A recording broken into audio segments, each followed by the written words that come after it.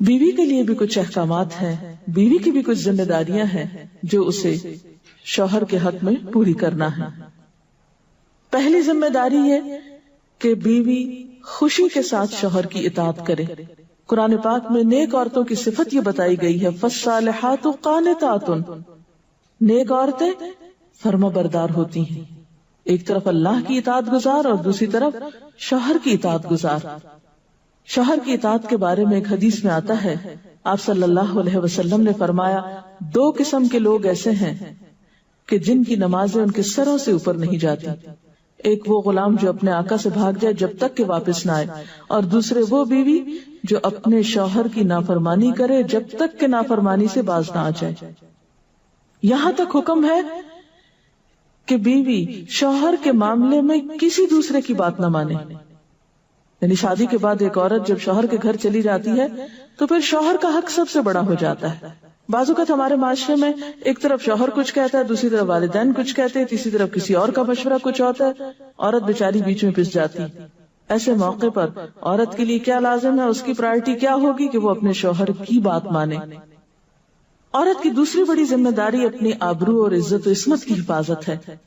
عورت کوئی ایسا کام نہ کرے جس سے اس کی عفت و عصمت پر کچھ حرف آئے۔ ازدواجی زندگی کی خوشی کا راز باہم ایک دوسرے پر اعتماد ہے۔ اگر کوئی بھی ایسا کام عورت کرتی ہے جس سے شوہر کے دل میں شک ہو جاتا ہے، اعتماد ختم ہو جاتا ہے، تو اس سے ازدواجی زندگی کی خوشیاں ختم ہو جاتی ہیں۔ یہ اعتماد بے حد ضروری ہے، اور اس کے لیے اپنی عزت عصمت کی خصوصی حفاظت۔ نبی صلی اللہ علیہ وسلم نے فرمایا، عورت جب 5 وقت کی نماز پڑھے، اپنی آبرو کی حفاظت کرے، اپنے شوہر کی فرما بردار رہے، تو وہ جنت کے جس دروازے سے چاہے داخل ہو جائے۔ اسی لیے شوہر کی اجازت اور مرضی کے بغیر گھر سے بھی نہیں نکلنا چاہیے۔ حضرت معاذ بن جبل کہتے ہیں کہ نبی صلی اللہ علیہ وسلم نے فرمایا، خدا پر ایمان رکھنے والی عورت کے لیے جائز نہیں کہ وہ اپنے شوہر کے گھر میں کسی ایسے کو آنے دے جس کا آنا شوہر کو پسند نہ ہو، اور وہ ایسی صورت میں گھر سے نکلے جب اس کا نکلنا شوہر کو پسند نہ ہو۔ اطاعت کے علاوہ شوہر کو خوش رکھنا یہ بھی بے حد ضروری ہے۔ نبی صلی اللہ علیہ وسلم نے فرمایا، جس عورت نے اس حال میں انتقال کیا کہ اس کا شوہر اس سے خوش تھا تو وہ جنت میں داخل ہوگی۔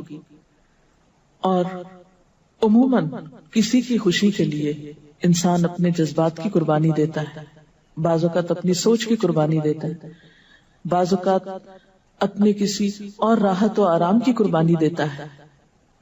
تو ایک عورت جب اپنے شوہر کو خوش کرتی ہے تو جواباً اس کے لیے خوشی پلٹتی۔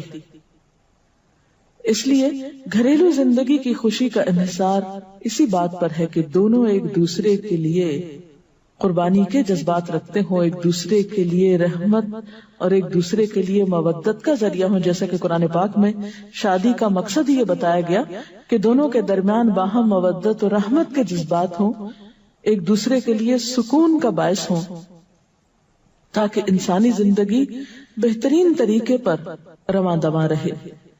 اسی طرح شوہر سے محبت کا اظہار کرنا، اس کے ساتھ وفادار رہنا، اس کا احسان ماننا، یہ بھی بے حد ضروری ہے۔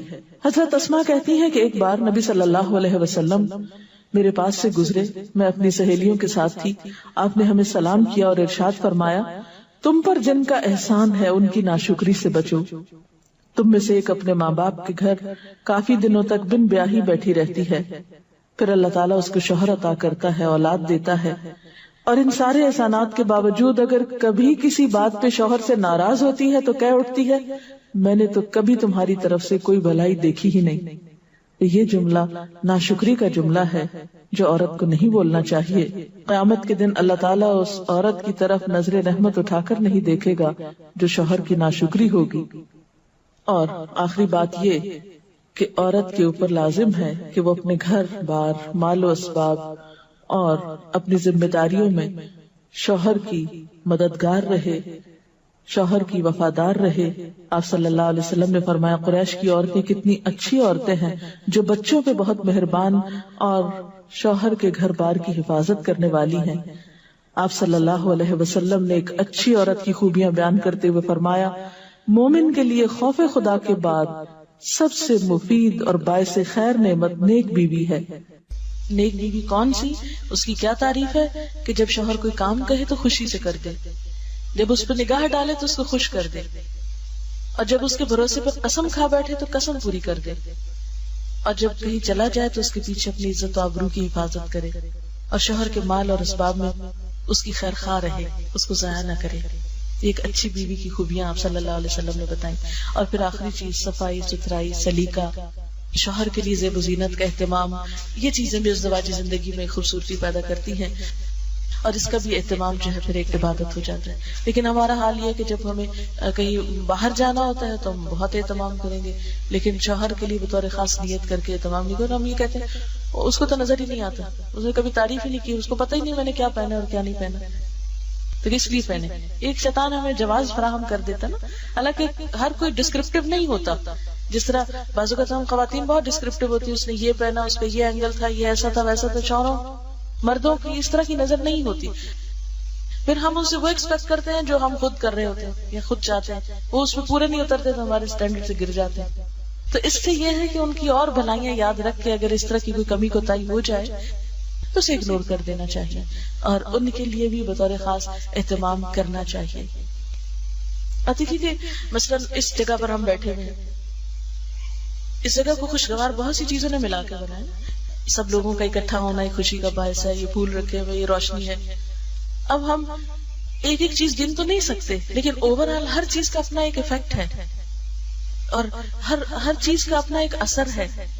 تو اسی طرح شوہر اور بیوی کے تعلقات میں بہت ساری چیزیں ایسی ہوتی ہیں جو ہم کو نظر نہیں آ رہی ہوتی، جو سامنے اس کا اثر نہیں ہوتا مگر وہ بیک گراؤنڈ پہ ہوتی ہیں، مگر ہم ان کو کبھی بھی نہیں سامنے لاتے اور کبھی بھی ان کا ذکر نہیں کرتے۔ تو ہمیں ان معاملات میں تھوڑی کوشش کر کے کچھ احسانات کا کبھی زبان سے اگر بول دیں گے تو اس سے کچھ کمی نہیں ہوتی، لیکن دوسرے کا دل جیتا جاتا ہے، اور دوسرے کا دل خوش کرنا تو بہت بڑی عبادت ہے، اور اس کا آغاز اگر گھر سے ہو تو اور اچھا ہے، کیونکہ گھر والوں کو خوشیاں دینے سے خود خوشیاں اپنے آپ پہ پلٹتی، دے کر زیادہ ملتی ہیں، لیتے وہی ہیں جو دینا جانتے ہیں۔